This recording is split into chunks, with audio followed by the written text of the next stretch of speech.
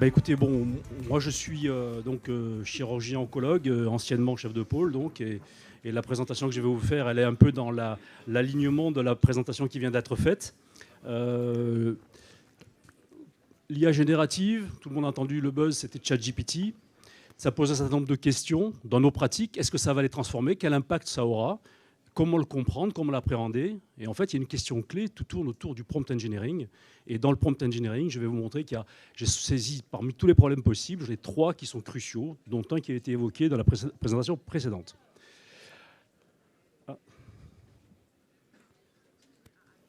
Alors, un bref historique, c'est que les modèles pré-entraînés de type GPT, on voit que ça a commencé avec les transformers et la publication qui avait été faite de All You Need Is Attention.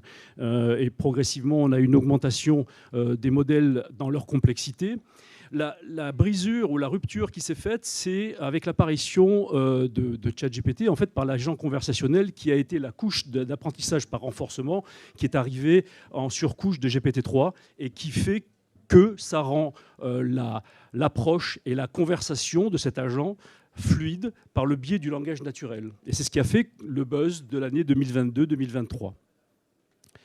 Alors, pour comprendre comment fonctionnent les IA génératives, il faut savoir que ces systèmes, je pense qu'on vous a parlé d'embedding tout à l'heure, le processus se décompose en plusieurs phases. Il y a un processus d'entrée des données, il y a un encodeur qui va coder en fait en vecteur numérique les mots le système ne peut pas interpréter en tant que tel, donc il est obligé de les transformer en vecteur numérique, en système numérique, en vecteur, dans un espace que j'ai représenté en 3D, mais qui est en fait avec une haute dimension beaucoup plus importante. Et dans cet espace, il y a ce qu'on appelle des représentations qui sont les embeddings. En fait, c'est un plongement lexical, c'est une réduction dimensionnelle.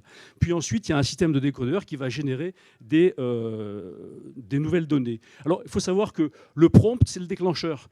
Le prompt va s'adresser par une forme de requête directement à l'espace vectoriel pour trouver en fait des approches, des embeddings qui correspondent au prompt de la requête, et générer derrière une nouvelle donnée structurée. Alors, les domaines d'application sont nombreux. Les premiers qui sont utilisés tous les jours quotidiennement, ça va être la synthèse, comme on vous a dit tout à l'heure, de texte, les résumés, mais aussi la traduction. Et puis, il y a un certain nombre de choses qui peuvent être utilisées pour générer de nouvelles situations. On voit qu'actuellement, on ne se limite pas au texte, mais on va dans les modèles dits multidimensionnels, où on génère aussi des images, de la vidéo, du son. Mais il faut savoir que la clé universelle d'échange pour le moment, avec tous ces systèmes de LLM, des grands modèles de langage, et le texte par le langage naturel. Donc, c'est le prompt engineering. Et donc, le prompt engineering, c'est l'élément crucial de compréhension. Alors, quand on regarde, par exemple, si on prend la synthèse de texte et qu'on veut faire de la synthèse de texte, quand on est, par exemple, un praticien par rapport à un dossier médical qui est volumineux ou un chercheur qui veut faire des résumés de publications scientifiques, il faut savoir qu'il y a une séquence qui est obligatoire, c'est de savoir quel est le niveau de densité informationnelle qu'on va mettre dans ce texte, dans ce résumé de texte. Et on voit que les systèmes, les premières étapes du prompt nous amènent à des choses qui sont relativement verbeux et qui ne sont pas très denses au plan informationnel.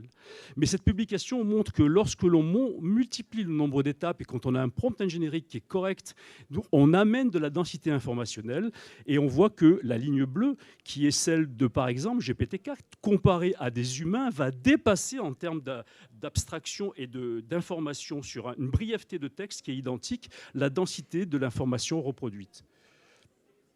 Là, je vous ai mis en illustration, j'ai testé sur un texte médical.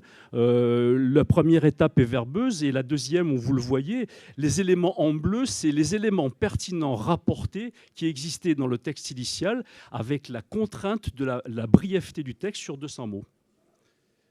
Alors, quand on regarde ça, on s'aperçoit que ces systèmes n'ont pas la même qualité de reproduction. Il existe un certain nombre de pitfalls, de problèmes qu'il faut essayer de contourner, d'éviter, de connaître et d'appréhender. Le premier, c'est la cohérence.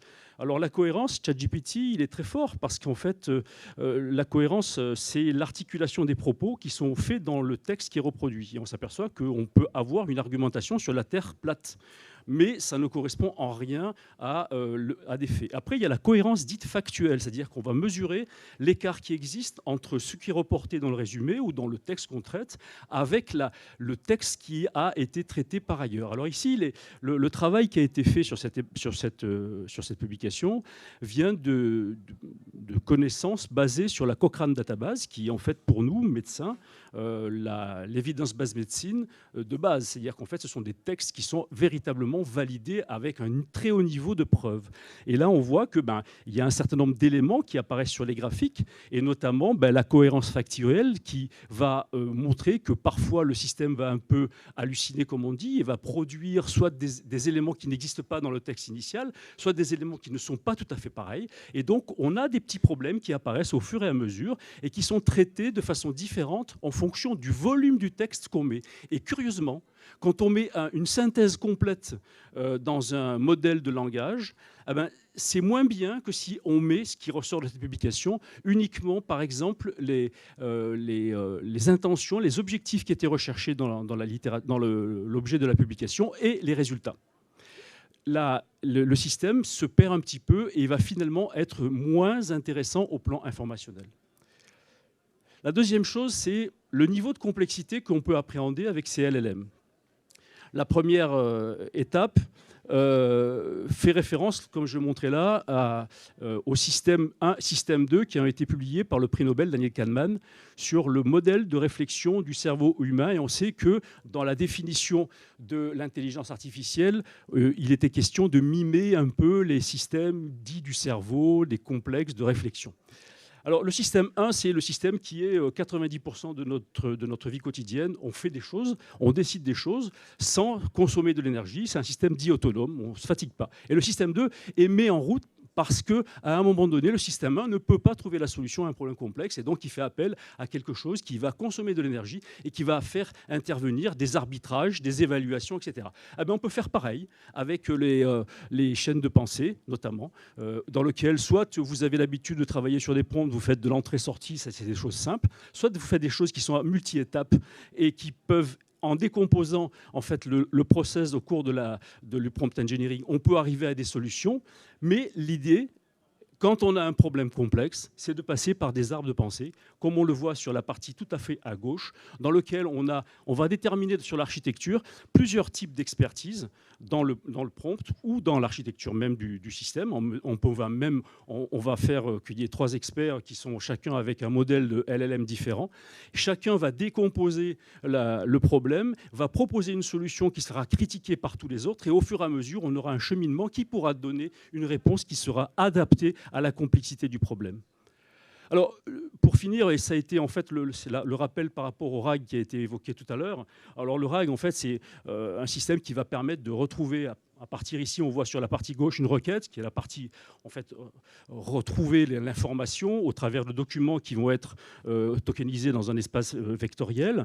La requête va, elle, être tokenisée, donc on va avoir des embeddings au travers de vecteurs qui vont requêter sur la base vectorielle où il y a les documents qui sont mis, en fait, on voit ici en lot, qui vont être totalement mis dans cet espace vectoriel.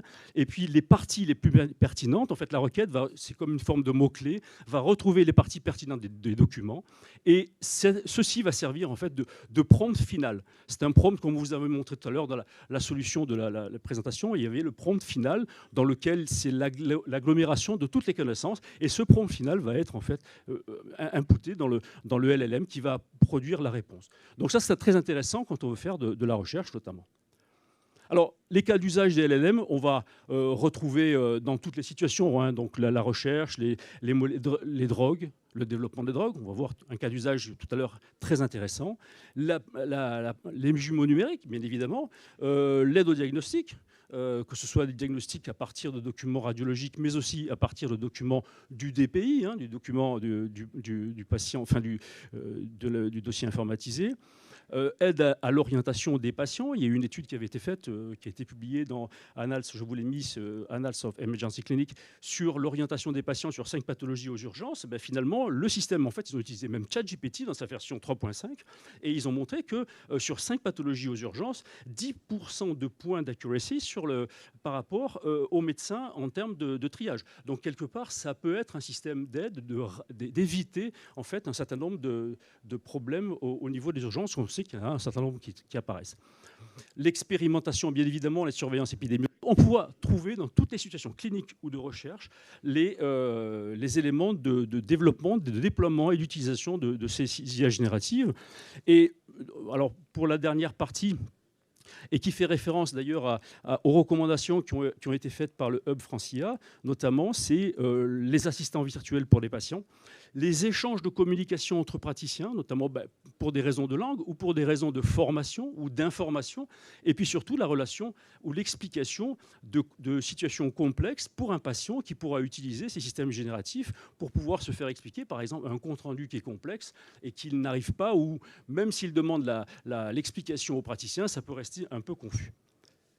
Alors, la fiabilité de ces modèles de langage, elle se questionne, et des problèmes, elle est totalement inégale, on le voit dans les différentes architectures. Bien évidemment, ça s'appréhende, ça se corrige, il faut le connaître pour l'appréhender. Il y a des erreurs qui sont communes, il y a des problématiques liées, comme je vous ai parlé tout à l'heure, aux hallucinations. Il y a des améliorations qui sont nécessaires, mais qui sont en cours pour certaines, et notamment l'architecture peut permettre quand on agence un certain nombre de paramètres, ça peut permettre d'améliorer les choses. Et bien évidemment, il y a une publication que je vous ai mis en référence, on peut même utiliser, là en l'occurrence c'était GPT-4, pour faire des systèmes d'évaluation d'architecture, d'autres architectures. Donc ça, c'est un élément qui peut être intéressant pour automatiser finalement les mesures.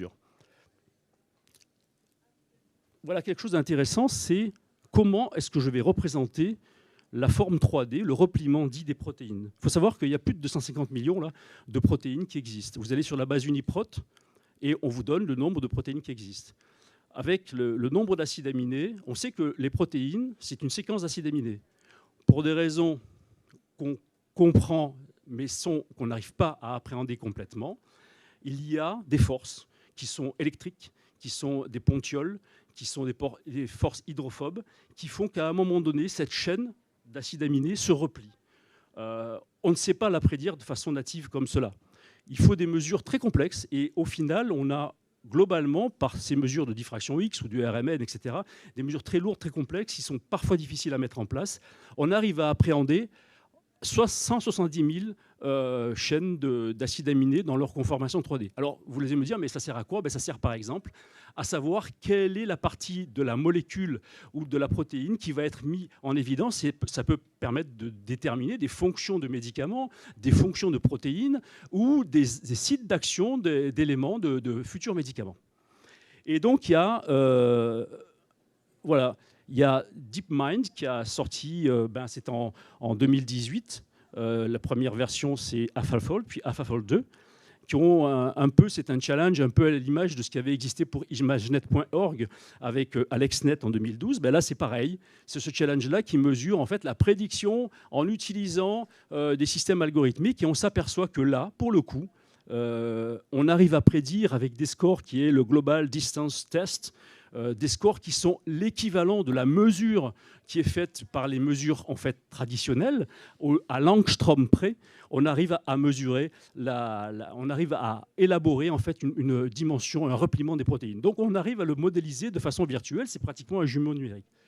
Alors, pour finir, et je vais, là, c'est ça la diapo de conclusion, c'est que les recommandations qui ont été faites par le Hub Francia, d'abord, c'est des formations massives. Ça déboule de façon extrêmement importante actuellement. Donc, il faut qu'il y ait des formations massives à tous les niveaux. Il faut que dans les entreprises, les établissements, et notamment, je pense aux établissements hospitaliers, il ne faut pas interdire l'usage de l'IA, parce que de toute façon, elle se fait de façon un peu, on va dire, confidentielle. Mais il faut le faire en l'encadrant avec des usages qui sont véritablement définis de façon très claire. Et notamment pour l'usage des données qu'on met dans le prompt. Il faut savoir que autant les modèles de GPT sont figés, mais autant Instruct GPT, lui, il a un système de renforcement et il capte la donnée. C'est comme ça que Samsung, au mois de juin, a fait fuiter des données confidentielles de l'entreprise en tapant des données confidentielles sur le prompt, qui se sont récupérées dans InstructGPT. Donc ça, il faut faire attention à ça, et il faut qu'il y ait un cadre d'usage au niveau des dirigeants d'établissement pour qu'il y ait des solutions. Et évidemment, il faut qu'il y ait de la formation. Et il faut connaître aussi, toujours vérifier les résultats produits. Comme je vous l'ai montré, il y a un certain nombre de petits problèmes qui peuvent se poser. Il y a des problèmes liés aux hallucinations, et il faut comprendre comment mettre en place le prompt engineering de manière à avoir les résultats les plus pertinents et qui correspondent réellement aux problèmes complexes posés et à la solution attendue. Bien évidemment, il faut contribuer à des solutions qui doivent être souveraines, mais ça, c'est un autre débat. Je vous remercie.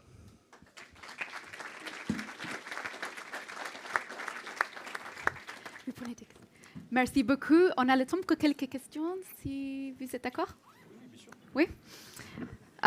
Des questions, ok. Audrey. Merci beaucoup pour la présentation. En fait, j'avais une question, c'est surtout sur la partie intégration. Du coup, finalement, on développe des méthodes, on développe des outils avec des LLM. Est-ce que derrière, dans l'intégration dans la vie réelle, au niveau, par exemple, des hôpitaux ou d'instituts de recherche, il y a des défis que vous avez mentionnés sur la partie réglementation de l'output, mais d'un côté technique, comment on l'intègre, comment on n'arrive pas à des fuites finalement? Est-ce qu'il y a des solutions concrètes ou il y a des use cases qui ont été déjà menés sur cette partie-là? Alors, il faut savoir que tout d'abord, c'est relativement récent. La deuxième chose, c'est que quand vous êtes un établissement et que vous pensez que vous avez besoin d'avoir une souveraineté sur vos données et qu'il n'y ait pas à avoir de besoin de fuite, il y a des contrats professionnels, des contrats commerciaux, par exemple notamment avec OpenAI, dans lequel vous pouvez signer un contrat d'entreprise et pour lequel vos données ne fuiteront jamais. Après, dans la mise en place opérationnelle de l'intégration, pour le moment, il n'y a pas de choses totalement clé en main. Vous avez vu tout à l'heure, bon, il y a des solutions, mais ça peut être l'objet de développement en interne ou en co-développement avec soit une start-up, soit avec un académique. Actuellement, les systèmes sont pas très compliqués à mettre en place. Hein. Les modèles existent, notamment les modèles comme Llama ou comme GPT. Bon, Claude, on ne peut pas y accéder parce qu'il faut avoir une connexion aux États-Unis, c'est compliqué en Europe. Ça a été possible, mais ça ne l'est plus.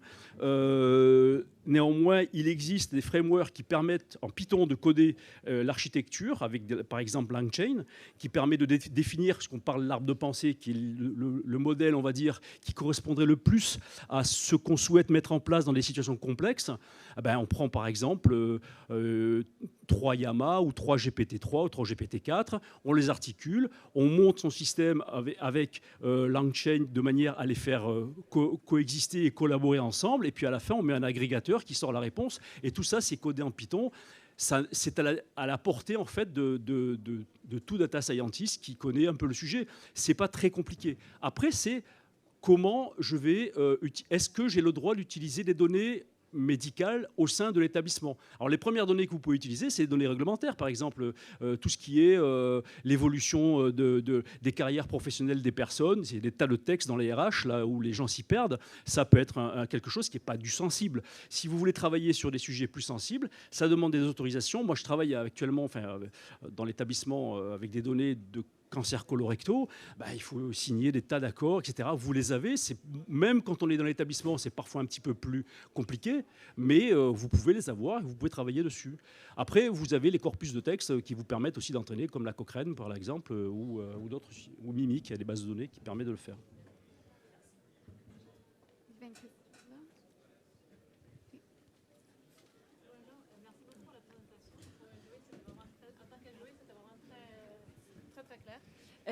J'aurais voulu vous demander par rapport à la méthode RAG dont vous avez parlé, s'agit-il aussi d'une mesure technique pour réduire les risques des biais? Parce que j'avais des interrogations par rapport aux mesures techniques auxquelles on pourrait faire appel pour réduire les risques des biais. Le RAG, il a pour objet de traiter la complexité et la spécificité d'un domaine, en l'occurrence, là, la médicale. Les problèmes des LLM, ils ont été pré-entraînés sur des données qui sont assez généralistes. Donc si on veut avoir des réponses pertinentes et éviter un certain nombre de biais, qui peuvent exister. Le RAG, c'est la solution.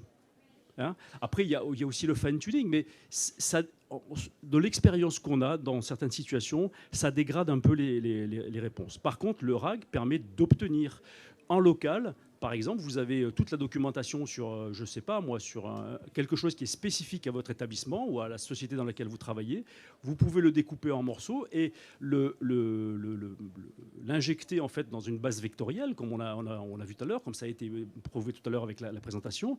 Et puis ensuite, vous avez des réponses qui correspondent à votre problème. Vous voyez ? Mais, ça diminue les biais, mais ce n'est pas que pour les biais.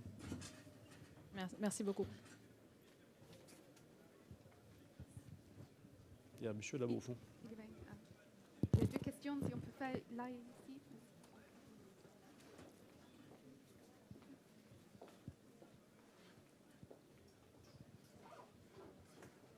Bonjour, je suis Romain Bollard, je suis médecin en médecine interne et ingénieur spécialisé en data science. J'ai une question, si vous pouviez nous donner votre point de vue sur la responsabilité que peut entraîner les décisions prises par ce type d'algorithme. Par exemple, vous avez donné l'exemple d'une infirmière de tri qui pourrait être remplacée par une intelligence artificielle avec une... ça. Non, enfin, oui, on peut y réimaginer qu'un jour ça puisse arriver, alors. Non, surtout, il faut qu'il soit un partenaire, pas un remplaçant. Non, Mais sur la responsabilité, je voudrais avoir votre point de vue, en fait, sur la décision médicale et la responsabilité, même si elle est partagée. Non, la responsabilité, elle est médicale. Hein. La responsabilité, ces systèmes-là, de toute façon, sont supervisés par l'homme. Hein. C'est pour ça que je vous ai montré aussi les éléments de synthèse où on voit qu'il y a des pitfalls qui apparaissent, etc., avec des problèmes qui peuvent entraîner des nocivités, avec des préjudices médicaux. Donc, quelque part, il faut avoir ça en conscience. Et le système peut aider à récupérer des éléments qu'on n'aura pas forcément au moment, par exemple, aux urgences, vous voyez, dans une situation un peu compliquée. Ça peut permettre de faire remonter à l'éveil ou à prise de conscience, mais ce n'est pas lui qui sera autonome et qui ne prendra jamais la décision. Donc la responsabilité, ce n'est pas le système. La responsabilité, pour le moment, elle reste médicale.